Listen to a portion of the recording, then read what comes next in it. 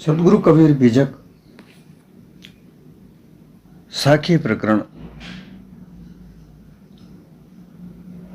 साखी 126।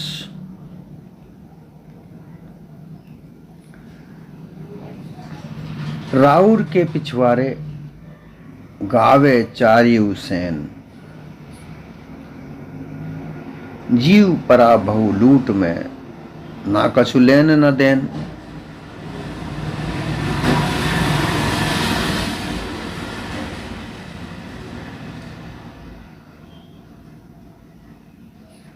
ये जो साखी है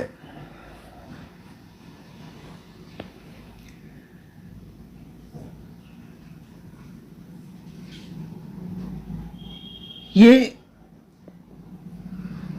साखी उन अनुमान कल्पना से बनाए हुए विभिन्न प्रकार की वाणी रचना के बारे में बता रहे हैं।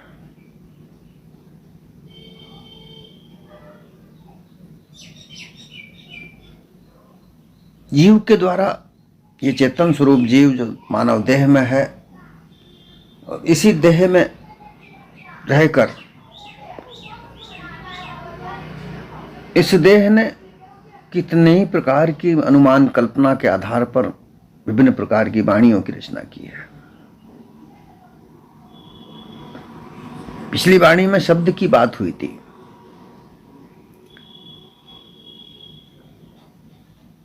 शब्द अक्षर से बनता है। एक अक्षर होता है जिसे मेटा नहीं जाता, उसे अक्षर कहते हैं। जो अक्षर है जैसे क ख ग घ, ये एक अक्षर है। अगर इनको मेटा जाएगा तो यह क ही खत्म हो जाएगा, रहेगा ही नहीं।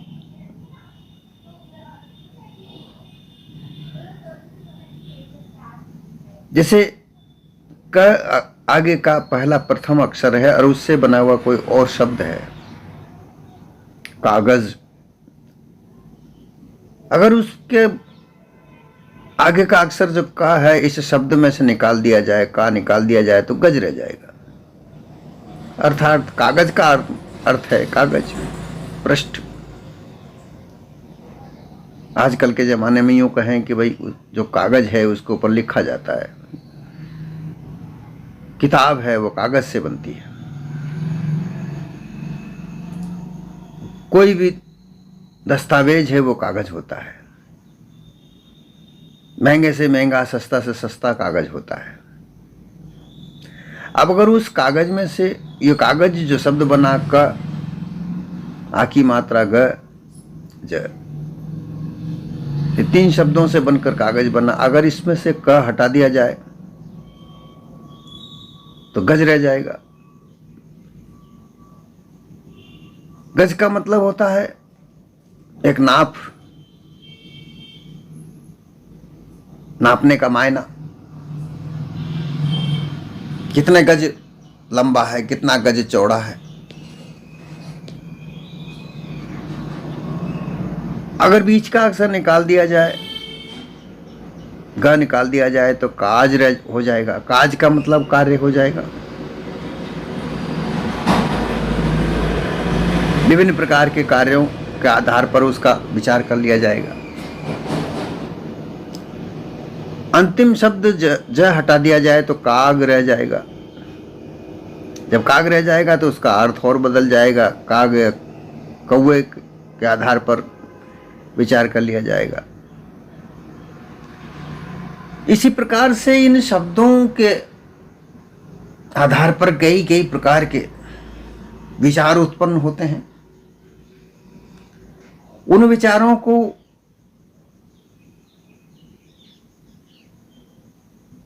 संभाल कर लिखने से या याद करने से, जोड़ तोड़ करने से विभिन्न प्रकार के ग्रंथ, पंथ, वाणी रचना लिखी गई, बनाई गई, जिनके आधार पर मानव जीवन को निर्माण किया गया। मानव जीवन के मायने बदले गए। धर्म के आधार पर व्यवस्थाएं बनाई गई, सामाजिक व्यवस्थाएं बनाई गई, शासन प्रशासन व्यवस्थाएं बनाई गई, उपचार के तरीके तौर तरीके बनाए गए, सुरक्षा संरक्षा विभिन्न प्रकार की विधियां, ये सभी इन अक्षरों को शब्द बनाकर, शब्दों के आधार पर वाक्य बनाकर, वाक्यों के आधार पर विभिन्न प्रकार के जो हम जितना भी देख रहे हैं सभी प्रकार के ग्रंथ प्रंथ सब लिखे गए।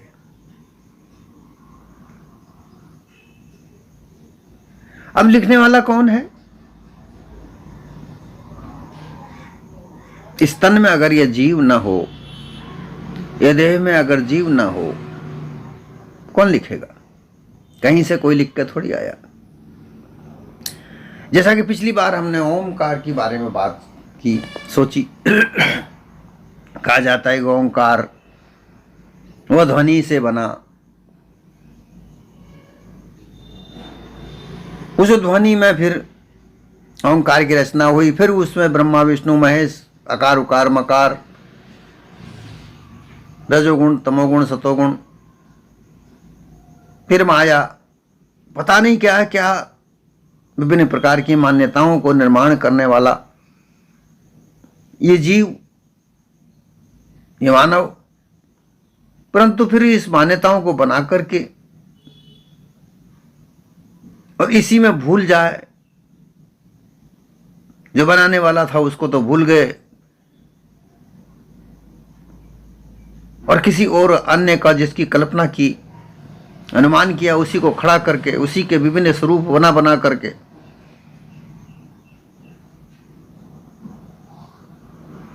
वो लोगों को बुला बुला करके, भ्रमित कर करके कितने प्रकार से मानव को मानव में बांट दिया। मानव के मूल स्वरूप को बदलकर पता नहीं क्या क्या बना दिया गया। आज पहचानना ही मुश्किल हो गया कि मानव कहां है। आज तो धर्म के आधार पर पहचाना जाने लगा है, जाति के आधार पर पहचाने जाने लगे हैं।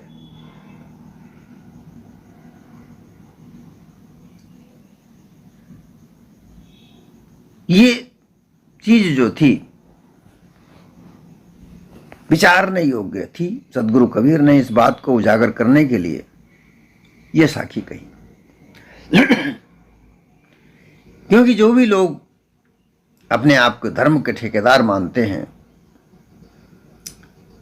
और इस मानव समाज को, इस मानव जीवन को अपने बनाए हुए मान्यताओं पर चलाते हैं, जैसे जानवरों को हाँका जाता है एक लकड़ी से, उसी तरीके से मानवों को, इस मानव समाज को हाँक कर उस ओर ले जाना चाहते हैं जहां वे चाहते हैं, और उसमें उस एक वर्ग का ही लाभ है, अन्य का किसी का लाभ नहीं।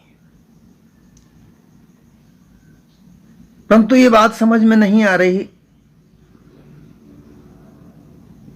क्योंकि वहां जो दया का जो मूल धर्म है वो वहां पर नहीं दिख रहा है। काल्पनिक धर्म को स्थापित करना ये एक व्यापार बन गया है, और उस व्यापार में अनाप शनाप धन की कमाई हो रही है। तो मानवता की तरफ क्यों कोई जाए, दया की तरफ कोई क्यों जाए? कहने मात्र के लिए जुबान पर दया आ जाती है, दया, पर कोई दया करता नहीं। क्योंकि अगर दया करना सीख जाए, दया को जीवन में अपना लिया जाए, तो छल कपट पाखंड मिथ्या भूलना ये सब समाप्त हो जाएगा। क्योंकि अगर झूठ बोलते हैं तो कहीं ना कहीं किसी ना किसी का हानि होती है, और हानि सहन कर लेना ये निर्दयता है, दया नहीं है। इसलिए धर्म का तो नाम ही नहीं है, क्योंकि मूल धर्म जो है वो दया से ही उत्पन्न होता है। इसलिए ये धर्म ये एक व्यापारिक संस्थाएं बन चुकी हैं। वैसे सामाजिक दृष्टिकोण से जब मानव जीवन को पढ़ा जाता है तो उसमें विभिन्न प्रकार की संस्थाओं का नाम आता है। कई कई संस्थाएं उस मानव जीवन के साथ में जुड़ी हुई हैं, जिसमें एक धर्म भी संस्था है, परंतु ये सब व्यापारकरण हो गया। इसी बात को यहां पर कहा जा रहा है कि राउर के पिछवाड़े। राउर अर्थात राय, अर्थात सबसे बड़ा, अर्थात राजा, अर्थात तो मूल जो नायक है।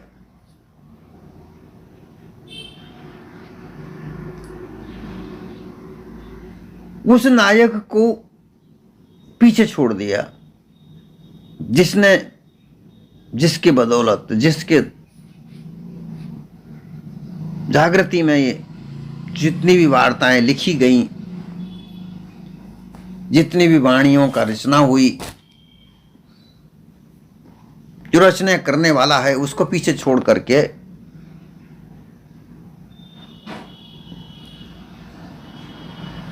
और जो लिखी गई चीजें हैं उनका गुणगान करने लगे।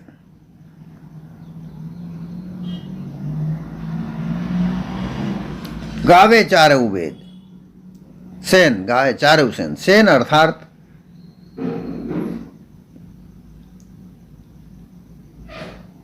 इशारा, अर्थात आधार, अर्थात वार्ता को बढ़ाने के लिए, वार्ता करने का आधार, आरंभ।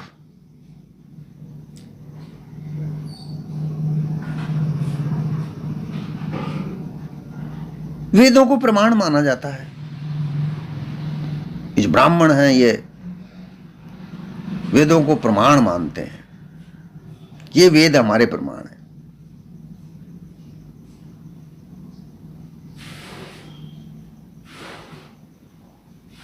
उनको संकेत मानते हैं।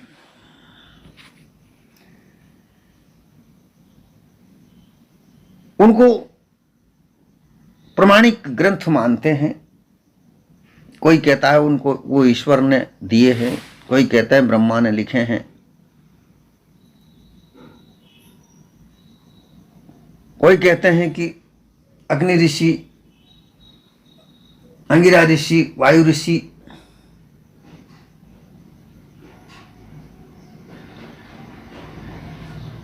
आदित्य ऋषि ने इन्होंने लिखे हैं। किसी में गायन कला है, किसी में तंत्र मंत्र टोटका है,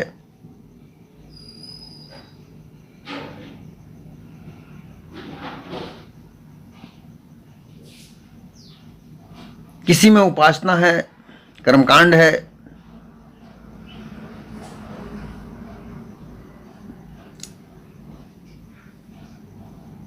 किसी में जड़ी बूटी के द्वारा रोग निदान है। ऐसा कहते हैं। केवल कहना मात्र है, वरना तो अगर इन वेदों को पढ़ कर देखा जाए तो उनमें ऐसी बातें कुछ नहीं है। अलग अलग तरह की कहानियां हैं, सब संग्रह है, कहानियों का, किस्सों का संग्रह है, अलग अलग तरह के। अब उनके संकेत के आधार पर इन ब्राह्मणों ने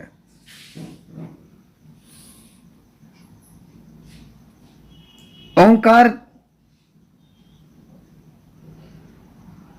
से जोड़ दिया।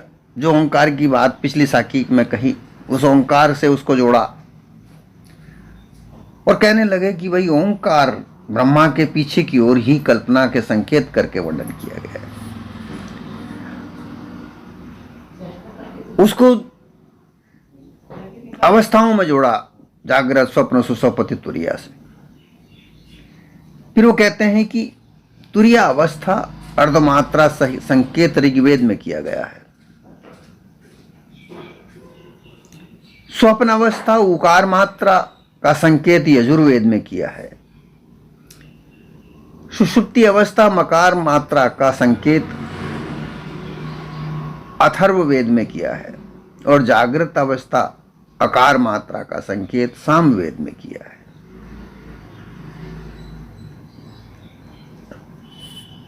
जागृत स्वप्न सुसोपति तुरिया के आधार पर इन वेदों को रख दिया। अब देखिए यहां पर कितना बदलाव आ गया। वेद लिखे मानव ने, इस जीव ने, लेकिन उनको अब आधार रखकर जीव को उसके पीछे कर दिया। राहु केरे पिछवाड़े।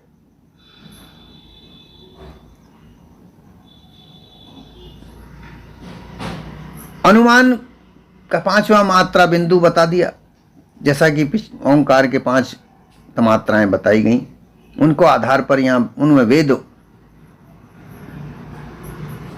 लगा दिए। देखो कैसी अब ये रचना, ये चालाकी, ये चतुराई ये मानव की ही है। मानव के अलावा और कोई नजर नहीं आ रहा है।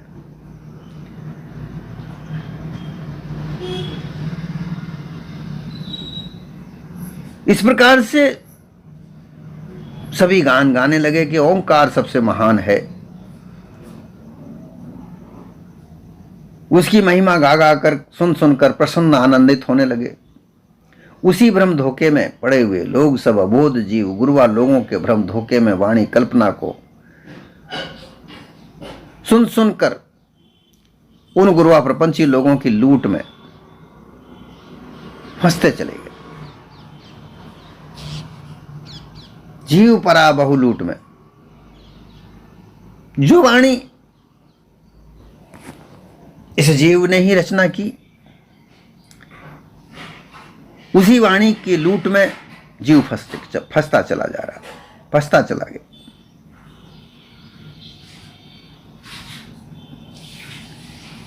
फिर अलग अलग जब आधार उन वेदों को माना, आगे चलकर उन वेदों के आधार को लोग झुटलाने लगे, तो उपनिषद लिखे गए। उपनिषद के आधार पर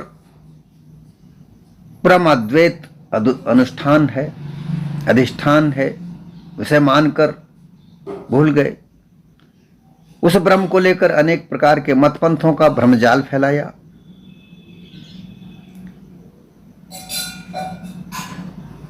जो हंस रहनी पर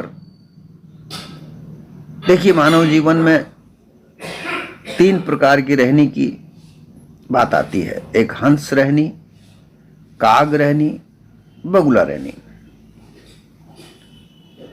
ये बात कई बार कह चुका हूं। तो जो हंस रहनी मानी है यहां पर, वो सर्वोच्च सर्वश्रेष्ठ सर्वश्रेष्ठ मानी गई। तो इन ब्रह्म सिद्धांतों के आधार पर बनाए गए मतपंथों में यह हंस पद का जीव ये लूटा जा रहा है, लूट लिया जा रहा है। उसका सर्वोच्च ज्ञान लूटकर अज्ञानता के चक्रव्यूह में उलझाकर उसे फंसा दिया जाता है। अपने चेतन स्वरूप विवेक विचार को वो नष्ट करके भ्रमित जीवन बिताने पर मजबूर हो गया है। ब्रह्म ईश्वरवादी मिथ्या मानिंदियां, इनका भ्रम धोखा कहीं मुक्ति दिलाने की बात तो है नहीं, केवल आशा भरोसा दे करके इसे हंस स्वरूप रहनी को समाप्त करके काग रहनी पर रहने के लिए मजबूर करता है। लोग काग रहनी में रह रहे हैं, बगुला भक्ति कर रहे हैं।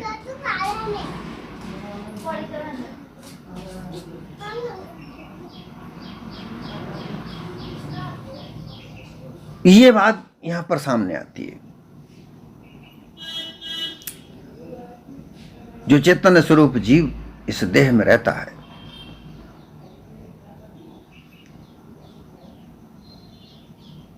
इस चैतन्य स्वरूप जीव का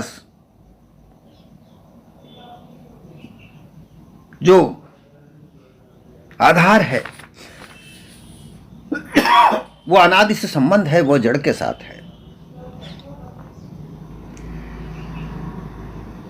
जड़ के साथ ही वही देह धारण करता है, परंतु देह धारण करने का यह आशय नहीं होता कि उस देह में रह करके जड़ अध्यास को वो प्राप्त करे।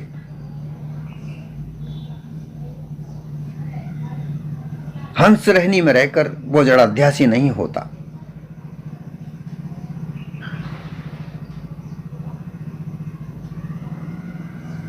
वो सर्वत्र निर्बंध होकर नीर क्षीर निर्णय करे सो हंस रूप सईदान, या को लखे या में रहे सो पारक पहचान। इस देह में रख करके इस देह को परख कर इसका जड़ अध्यास अपने आप में नहीं लगने दे, ऐसी रहनी हंस की होती है। परंतु यहां विभिन्न प्रकार की जो मान्यताएं बनी, वाणियों का निर्माण हुआ, इन वाणियों के आधार पर इस हंस रहनी को बगुला भक्ति बना दिया। बगुला भी सफेद होता है, हंस भी सफेद होता है, ऐसा कहा जाता है।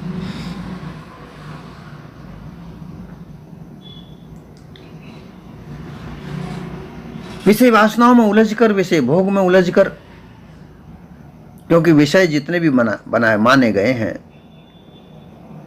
शब्द, रूप, रस, गंध,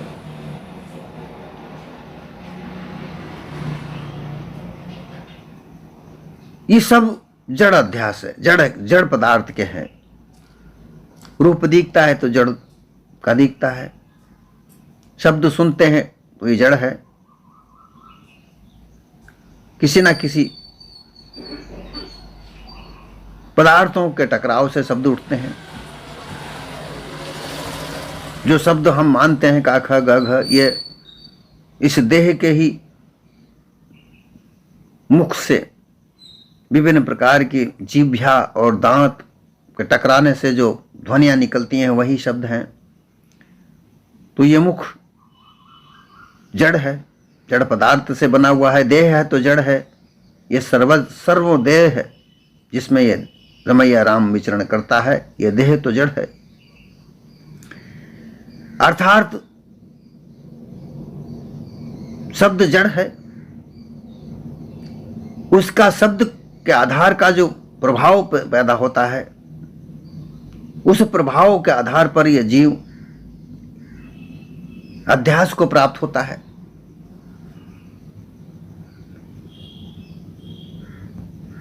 बार बार यहां यही कहना पड़ता है कि जीव को अध्यास मात्र मिलता है। संसार में इन पांचों विषयों के आधार पर जो भी अनुभव मन को प्राप्त होता है, जो इंद्रियां भोगती हैं, कान इंद्रिय शब्द भोगती हैं, रूप विषय को नेत्र भोगते हैं, रस विषय को जिह्वा भोगती है, स्पर्श विषय को त्वचा भोगती है,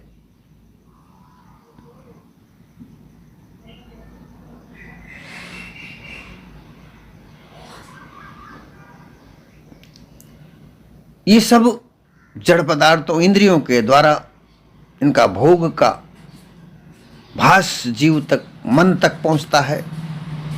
मन के द्वारा बुद्धि प्राप्त करती है, बुद्धि निर्णय लेती है कि हाँ ये इस प्रकार है। उसका लाभ हानि का वह निर्णय लेती है, सुख दुख का वह निर्णय लेती है। वह निर्णय चित्त तक पहुंचता है, चित्त को भास प्राप्त होता है और वही चिदाभास जीव का अध्यास बनता है।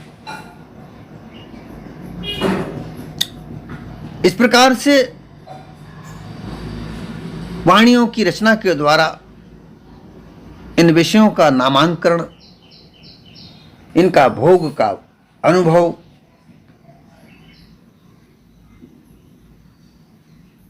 हानि लाभ, दुख सुख, भूख प्यास, जरा मरण, ये सब जो भास हैं ये शब्दों के द्वारा ही जाने पहचाने जाते हैं।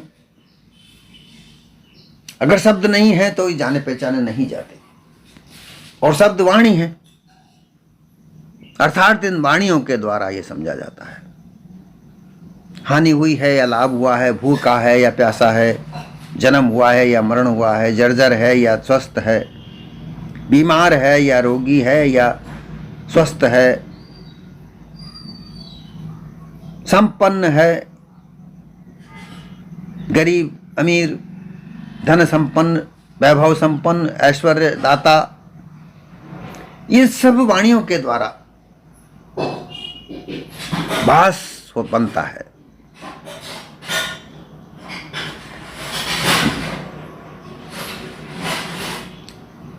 ये सब वाणियों का निर्माण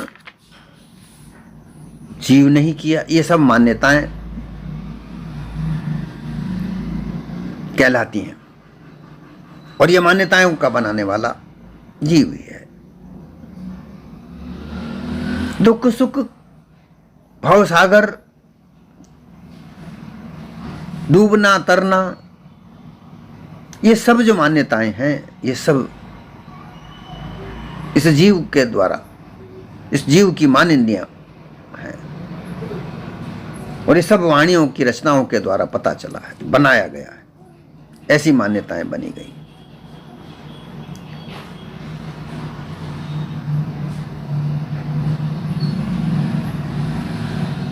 और इस जीव को ही लूटने के लिए, इस जीव की ज्ञानाकार स्थिति को समाप्त करने के लिए, अज्ञानाकार में लाने के लिए ये सारे प्रपंच हैं।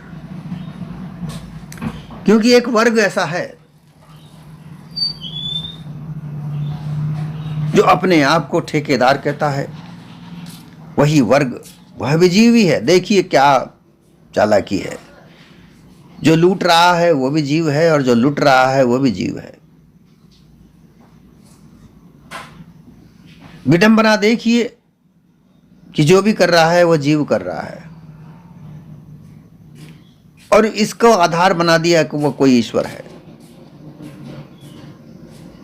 इतनी प्रपंच देखिए आप कि जो लूट मचाने वाले लोग हैं वो अपने आप से लोगों का ध्यान बदलकर किसी काल्पनिकता की ओर ले गए कि वो करता है, हम कुछ नहीं करते। उसके द्वारा एक पत्ता भी नहीं हिलता, वो जो चाहता है वही संसार में होता है। परंतु कभी किसी ने उन ठेकेदारों से यह नहीं पूछा कि इस संसार में चोरी चकारी हो रही है, छल कपट पाखंड भी हो रहा है,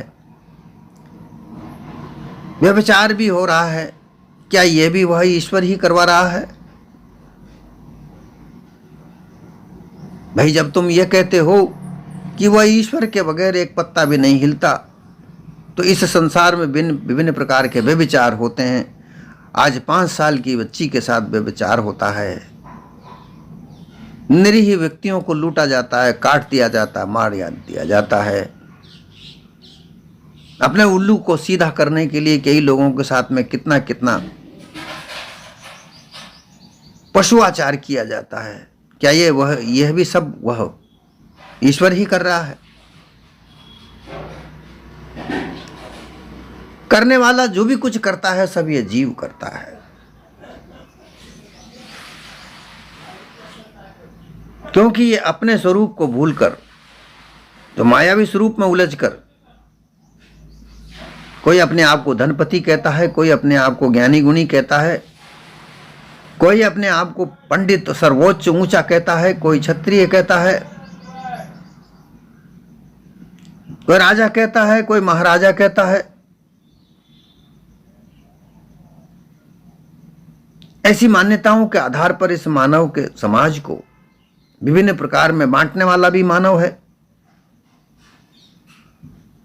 विभिन्न प्रकार की मान्यताओं में उलझाकर मानव जीवन को नष्ट करने वाला भी मानव है। मानवता में संपन्नता फैलाने वाला भी मानव है। मानव जीवन को संपन्न बनाने वाला भी मानव है। इस मानव में ही महामानव है और इस मानव जीवन में ही महानीच मानव भी है।